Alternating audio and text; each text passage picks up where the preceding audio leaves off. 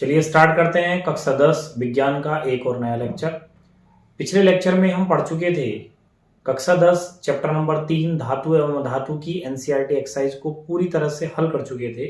सारे क्वेश्चन के हल सहित हमने वो लेक्चर कंप्लीट किया था। आज के इस महत्वपूर्ण लेक्चर में हम जो चैप्टर के अंदर पाठ्यनिहित प्रश्न है उनको सोल्व करने वाले हैं और कुछ नोट पॉइंट हो सकते हैं। मतलब कुल मिलाकर आप ये समझिए कि इस चैप्टर को हम यहाँ फिनिश करने वाले हैं। बस इसके बाद एक नया लेक्चर इस चैप्टर नंबर 3 का बहुविकल्पीय प्रश्नों को लेकर आएगा। तो स्टार्ट करते हैं आज का ये लेक्चर, जिसमें पाठ्यनिहित प्रश्न में पहला प्रश्न है, ऐसी धातु का उदाहरण दीजिए जो कमरे के ताप पर द्रव होती है। तो मैं आपकी जानकारी के लिए बता दूं, कमरे के ताप पर द्रव होने के लिए धातु एक ही है और उसका नाम क्या था, मरकरी उसको हम कहते हैं, मरकरी, और इसका प्रतीक होता है Hg। ठीक, इसके बाद चाकू से जिस धातु को, देखिए धातु ही बतानी है क्योंकि अधातु भी होती है जो द्रव पर होती है, वो ब्रोमीन होती है। यहां पर अभी मैं बढ़ा के लिख दूंगा उसको। ये मैंने चैप्टर के जिस समय मैं लेक्चर पढ़ा रहा था, आपको चैप्टर पढ़ा रहा था, उस समय बताया था कि जो अधातु होती है द्रव रूप में वो ब्रोमीन होती है। तो कई बार बोर्ड एग्जाम में कंफ्यूजन क्रिएट हो जाता है बच्चों को, सब मरकरी लिख के आ जाते हैं, पहले सही से पढ़ लेना। ऐसी धातु का उदाहरण दीजिए जो कमरे के ताप पर द्रव है। तो धातु पूछी है जो द्रव है तो मरकरी होती है, पारा, इसको पारा भी कहते हैं, ये भी लिख देता हूं।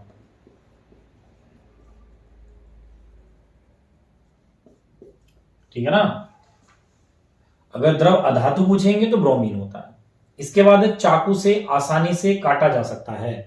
ऐसी धातु का नाम बताना है जिसको आप चाकू से आसानी से काट सकते हैं, जो सॉफ्ट होती है, मुलायम धातु होती है। ऐसा धातु होती है सोडियम। ये भी मैंने आपको चैप्टर में पढ़ाते टाइम आपको बताया ही होगा ध्यान से। सोडियम, और इसका प्रतीक होता है Na। ठीक है ना। इसके बाद ऊष्मा की सबसे अच्छी चालक होती है। तो देखिए जिनमें ऊष्मा का आसानी से प्रवाह हो जाता है उन्हें हम ऊष्मा की सबसे अच्छी चालक कहेंगे। और ऊष्मा की सबसे अच्छी चालक होती है चांदी, जिसका प्रतीक होता है Ag। ठीक है ना। इसके बाद है ऊष्मा की कुचालक होती है, जिसमें बिल्कुल भी ऊष्मा का प्रवाह नहीं होता। तो एक तो जो द्रव धातु थी मरकरी और पारा, वही ऊष्मा की कुचालक हो जाएगी, अर्थात इसमें भी ऊष्मा का संचरण नहीं हो पाता। ठीक है ना। तो इसको लिए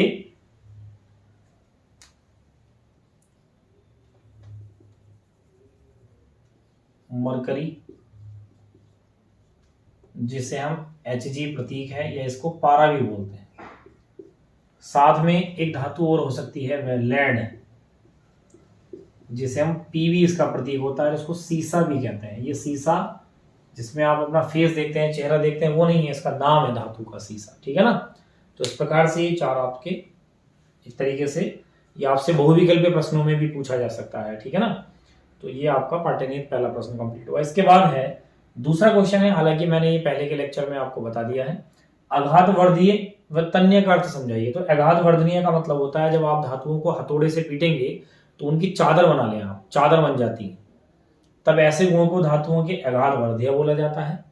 तो यहाँ पर ये लिखा है, देखिए, जब धातुओं को हथौड़े से पीटकर पतली चादर में बदला जाता है तब यह गुण आघात वर्धीय कहलाता है।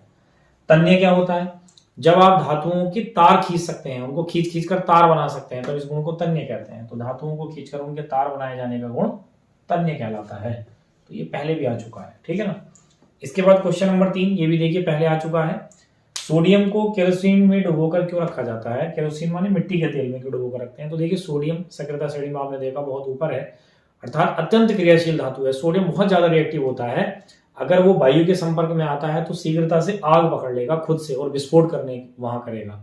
तो इसलिए हम उसे बचाने के लिए, वो ठीक सोडियम सुरक्षित रहे, इसलिए हम उसे केरोसिन में डुबोकर रखते हैं। तो ये लिखा देखिए थ्योरी में, सोडियम एक अत्यंत क्रियाशील धातु है, इसे वायु में खुला छोड़ देने पर स्वतः आग पकड़ लेती है, इसलिए इसे केरोसिन में डुबोकर रखा जाता है। तो इस प्रकार से ये प्रश्न आप अपने जो नोट्स आप बना रहे हैं उन पर नोट कर लीजिए। कुछ तो इसमें से पहले ही आ गए हैं, लेकिन फिर भी आप इसको दोबारा नोट कर लीजिए, रिवाइज करना अच्छा ही रहता है। इसके बाद कुछ और क्वेश्चन की बात करेंगे। बात करते हैं क्वेश्चन नंबर 4 की। इन अभिक्रियाओं के लिए समीकरण लिखिए। भाप के साथ आयरन, तो भाप माने H2O, जल है, क्योंकि जल की ही तो भाप होती है ना, तो इसका मतलब भाप का मतलब जल। और आयरन माने Fe। तो Fe की H2 के साथ क्रिया लिखनी है तो आपको पता ही है कि Fe का ऑक्साइड बन जाएगा Fe3O4 और हाइड्रोजन निकल जाएगा।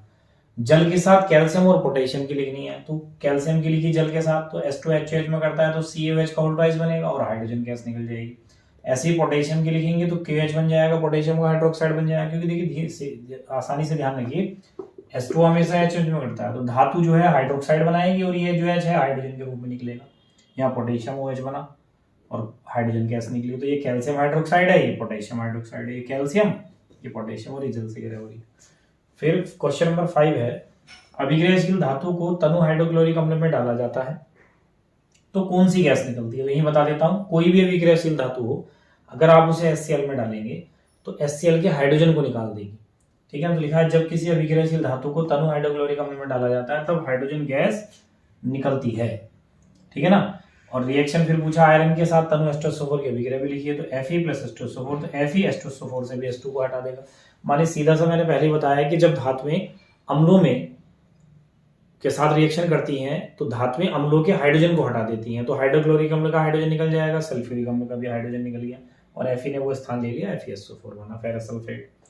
क्वेश्चन नंबर 6 है, जिंक को iron second sulphate, iron second का मतलब है कि आयरन ने अपनी 2 वैलेंसी यूज की है क्योंकि आयरन की वैलेंसी 3 भी होती है ना। तो आयरन सेकंड सल्फेट के विलयन में डालने से क्या होता है?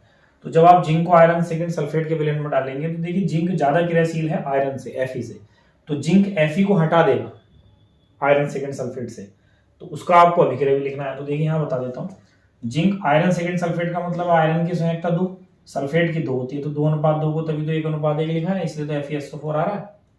अगर किसी वजह से आयरन की संयोजकता यहाँ पर 3 यूज होती, SO4 की तो 2 ही होती है, तो फॉर्मूला होता है Fe2SO4 का होल थ्राइस।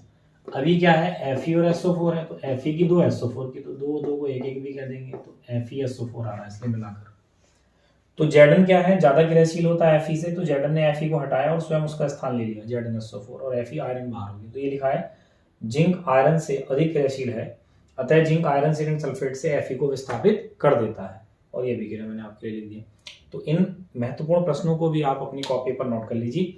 इसके बाद जो बचे हुए क्वेश्चन है उनको कंप्लीट करते हैं। बात करते हैं क्वेश्चन नंबर 7 की, जो कि बहुत इजी क्वेश्चन है और शायद मैंने पहले एग्जांपल में आपको करा भी दिया होगा।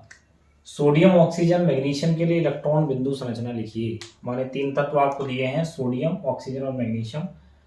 इनकी बाह्यतम कक्षा के इलेक्ट्रॉन दर्शाकर उन्हें लुईस बिंदु प्रतीक में दर्शाना है। तो देखिए सोडियम Na होता है, इसका परमाणु क्रमांक 11 होता है, आपको पता है, तो 2 8 1, तो बाह्यतम कक्षा में 1 इलेक्ट्रॉन है तो Na लिखकर 1 इलेक्ट्रॉन उसका, ये जो डॉट स्ट्रक्चर है, लुईस एक साइंटिस्ट है, उन्होंने कहा था कि जो बाह्यतम कक्षा के इलेक्ट्रॉनों को आप इस प्रकार से बिंदु या डॉट के द्वारा प्रदर्शित कर सकते हैं। तो ये सोडियम का लुईस बिंदु संरचना हुआ। ऑक्सीजन O होता है, इसका परमाणु क्रमांक 8 होता है तो इलेक्ट्रॉन विन्यास 2,6 हुआ। बाह्यतम कक्षा में 6 इलेक्ट्रॉन है, माने ऑक्सीजन में ये 2 4 6 इलेक्ट्रॉन ऐसे दर्शा दिए। मैग्नीशियम Mg से प्रतीक होता है, 12 परमाणु क्रमांक होता है तो 2 8 2, बाह्यतम कक्षा में 2 इलेक्ट्रॉन है तो इस प्रकार से इसके 2 इलेक्ट्रॉनों को दर्शा दिया गया है। इसके बाद इसी का सेकंड पार्ट है, इलेक्ट्रॉनों के स्थानांतरण के द्वारा Na2O और MgO का निर्माण दर्शाना है आपने। तो देखिए Na2O में 2 है, सोडियम है तो सोडियम दर्शाए, उनके 1 1 इलेक्ट्रॉन होते हैं बाह्यतम कक्षा में। ऑक्सीजन में 6 होते हैं तो ये इसको दे देगा, ये वाला इसको दे देगा।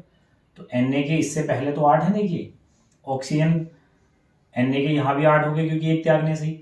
अब ऑक्सीजन को 6 थे, 1 इसका मिला 7 और 1 इसका मिला 8, तो इसका मतलब क्या हुआ, देखिए 2 Na है और उस पर प्लस है और O पर माइनस माइनस, अकेले ऑक्सीजन पर 2 माइनस है। MgO की बात करें तो Mg ने 1 इलेक्ट्रॉन, देखिए Mg की बाह्यतम कक्षा में 2 है, ऑक्सीजन में 6 है तो ये 2 के 2 इलेक्ट्रॉन इसको दे देगा।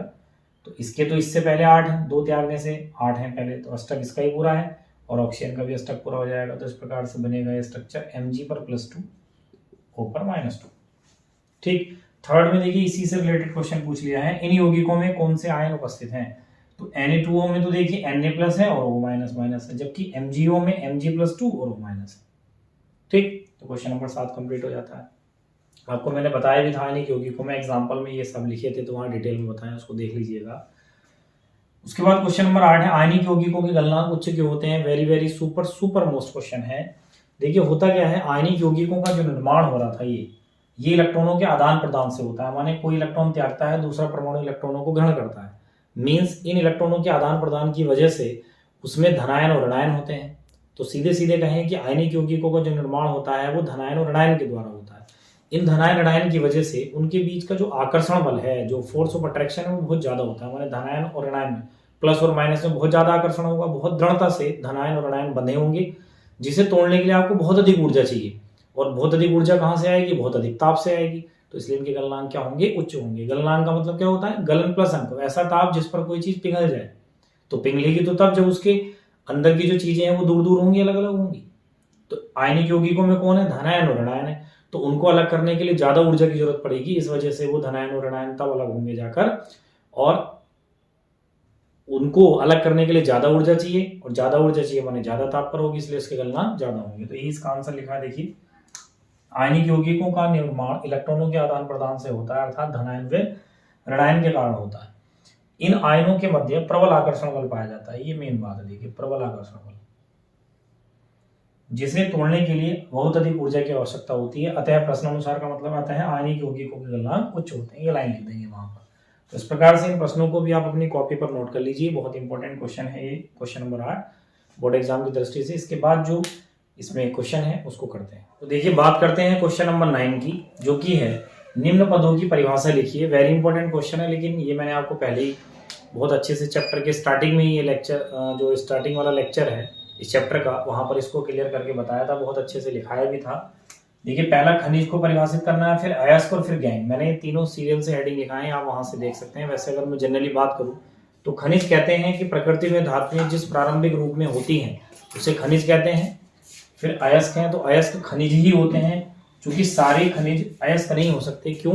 क्योंकि जिन खनिजों से धातु को निष्कर्षित करना, निकालना आर्थिक रूप से, रासायनिक भौतिक रूप से आसान पड़ता है, लाभदायक होता है, उन्हीं को, उन खनिजों को ही हम क्या कहते हैं? अयस्क कहते हैं।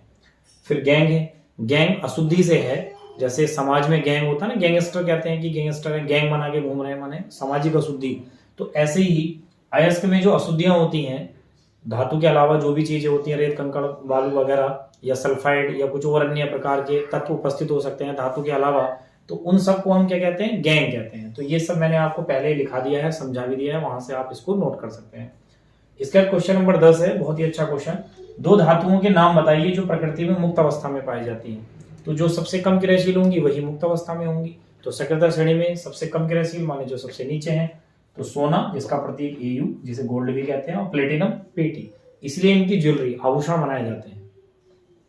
क्वेश्चन नंबर 11, जो कि मैंने आपको चैप्टर के इस लेक्चर में एक बड़ा वहां पर टॉपिक करके इसको बताया था कि धातुओं का निष्कर्षण। तो पूरा एक, आप चैनल की प्लेलिस्ट में जाएंगे 10th में, तो वहां आपको दिखेगा धातुओं का निष्कर्षण, वहां ये पूरा टॉपिक है। तो देखिए क्या लिखा है इसमें कि धातु को उसके ऑक्साइड से प्राप्त करने के लिए किस रासायनिक प्रक्रिया का उपयोग किया जाता है। माने धातु के ऑक्साइड मान लीजिए आपके पास है और आपको धातु प्राप्त करनी है, तो उनको कैसे प्राप्त करेंगे? तो इसके लिए 2 पॉइंट है। अगर धातु सक्रियता श्रेणी में सबसे नीचे वाली है तो उनके ऑक्साइडों को आप सीधे गर्म कर देंगे। जैसे HgO मरकरी का ऑक्साइड है, तो इसको आप सीधे गर्म कर देंगे। तो सीधे गर्म करने से क्या होगा कि मरकरी अलग हो जाएगा, ऑक्सीजन अलग हो जाएगा। तो लिखा है सक्रियता श्रेणी में नीचे स्थित धातु, तो जो सबसे नीचे हैं उनके अगर आपको ऑक्साइड हैं तो उन धातुओं को, ऑक्साइडों को केवल गर्म करके ही प्राप्त कर लेंगे, सीधे सीधे आपको धातु मिल जाएगी। जबकि सक्रियता श्रेणी के जो मिडिल में धातुएं हैं, जो मध्य में धातुएं हैं, उनका ऑक्साइड अगर आपके पास है तो आप सीधे गर्म करके धातु नहीं निकाल पाएंगे। आपको क्या करना है? सक्रियता श्रेणी में मध्य में स्थित धातुओं को, धातु के जो ऑक्साइड आपके पास है उसकी क्रिया कार्बन से करा देनी है। कार्बन के साथ क्रिया कराएंगे और गर्म करेंगे, तो कार्बन जो है ऑक्सीजन को निकाल देगा और जिंक माने धातु बचेगी। तो देखिए सक्रियता श्रेणी में जो स्थित धातु, उनमें से एक एग्जांपल है जिंक। तो जिंक अपने ऑक्साइड अवस्था में है, तो इसको आप सीधे गर्म करके नहीं प्राप्त कर सकते। आपने जिंक ऑक्साइड का रिएक्शन कार्बन से कराया, तो कार्बन ऑक्सीजन के साथ कार्बन मोनोऑक्साइड बनाएगा और जिंक आपका अलग आपको मिल जाएगा। तो इस प्रकार से धातु को आप उनके ऑक्साइडों से अलग कर सकते हैं। इसको आप अपनी कॉपी पर नोट कर लीजिए। इसके बाद जो और बचे हुए क्वेश्चन है उनकी बात करते हैं। तो क्वेश्चन नंबर 12 और 13 को देखते हैं। क्वेश्चन नंबर 12 है, ऐसी कौन सी धातु है जो संक्षारित नहीं होती, जिन पर संक्षारण नहीं होता, जंग नहीं लगता। तो देखिए सबसे कम क्रियाशील धातुएं जो होती हैं उन पर जंग नहीं लगता है, क्योंकि वही तो वायु और नमी से क्रिया नहीं करेंगी। तो सक्रियता श्रेणी में जो नीचे स्थित धातुएं हैं वो सबसे कम क्रियाशील है, जो कि गोल्ड और प्लेटिनम है, सोना और प्लेटिनम। तो देखिए उन्हीं का संक्षारण नहीं होता है। तो लिखा है सबसे कम क्रियाशील धातु आसानी से संक्षारित नहीं होती, जैसे सोना Au इसका प्रतीक है, प्लेटिनम Pt इसका प्रतीक है। बात करें क्वेश्चन नंबर 13 में मिश्र धातु क्या होते हैं, तो देखिए हेडिंग से ही पता चल रहा है मिश्र धातु, धातुओं का मिश्रण, लेकिन समांगी, समांगी माने निश्चित अनुपात में। जब किसी धातु को अन्य धातुओं या अधातु के साथ, माने कोई धातु अन्य धातुओं के साथ हो सकती है और कोई कुछ मात्रा में अधातु भी हो सकती है या अधातु ना भी हो, तो धातुएं जब दो या दो से अधिक धातुएं होंगी या उनमें थोड़ी मात्रा में अधातु भी हो सकती है, तो उनके समांगी मिश्रण को, समांगी मिश्रण का मतलब है निश्चित अनुपात में बनाया गया मिश्रण, ये नहीं कितना भी किसी धातु को मर्जी से मिला देंगे। तो निश्चित अनुपात में दो या दो से अधिक धातुएं या साथ में थोड़ा बहुत अधातु, उनके समांगी मिश्रण को हम मिश्र धातु कहते हैं। जैसे जो पीतल है, आपने बहुत सुना होगा इंग्लिश में जिसको ब्रास बोलते हैं, तो पीतल जो है वो धातु नहीं होता है। पीतल किससे बनता है? कॉपर और जिंक की मिश्र धातु है, माने कॉपर और जिंक का एक समांगी मिश्रण लिया जाता है, निश्चित अनुपात में इनको मिलाया जाता है, तब क्या बनता है? पीतल बनता है। तो पीतल एक मिश्र धातु का उदाहरण है। तो ये लेक्चर देखिए यहीं पर लास्ट होता है। इस लेक्चर में मैंने आपको चैप्टर नंबर 3 धातु एवं अधातु के जो पाठ्यनीति प्रश्न है, जो चैप्टर के अंदर जो क्वेश्चन है, उनको मैंने आपको समझाकर ये यहाँ पर लिखाया है, जिसको आपने नोट कर लिया होगा। मुझे उम्मीद ही नहीं, पूर्ण विश्वास है चैप्टर नंबर 3 आपको सही से समझ में आ गया होगा।